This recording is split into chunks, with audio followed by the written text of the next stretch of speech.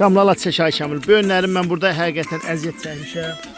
Belə yağışda qarda qiyamatda su sulamağa gəlmişdi uşaqlar. Bax qonaqlarım üçün belə kebab pişirmişəm. Ha? İmkan vermir yağışlı hava. Yağış yağır, nə edək? Bizim də amma onu deyim ki, çölün yeməyi gözəldir. Özdə saat 12, içməyə, ona bax, pivə, mivə, pendir, göyərti.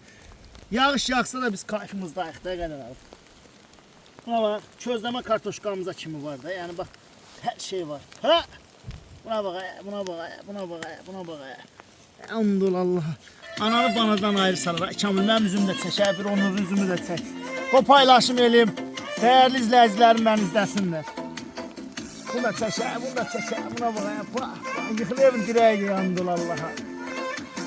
Atan bilsəydi o gün piyan gələr deyir, dönlərim mən sana. Elə piyan gəlirsə bu gün dəyəmdən. Gəlirsə olursa. Ha?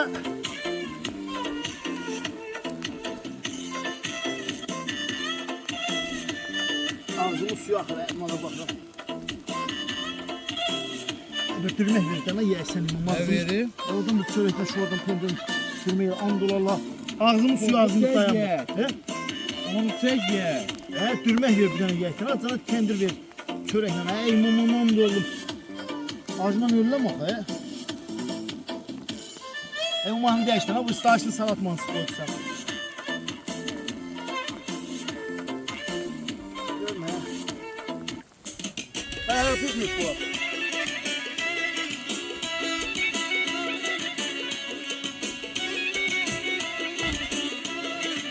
Ceyranım ay ceyranım.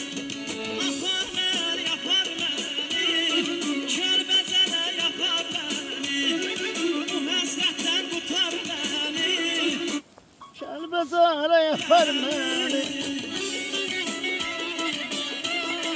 Hey!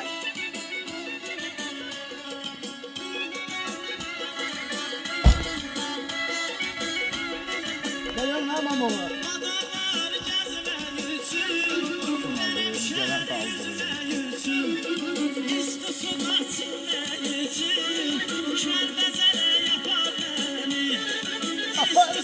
Yapar beni.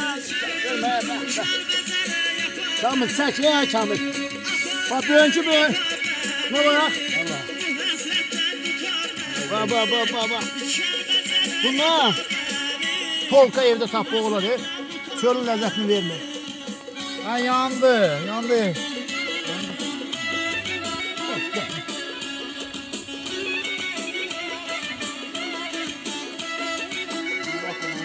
Abi ne karanlık böyle. Ne gıdındığı kendine böyle mi günah?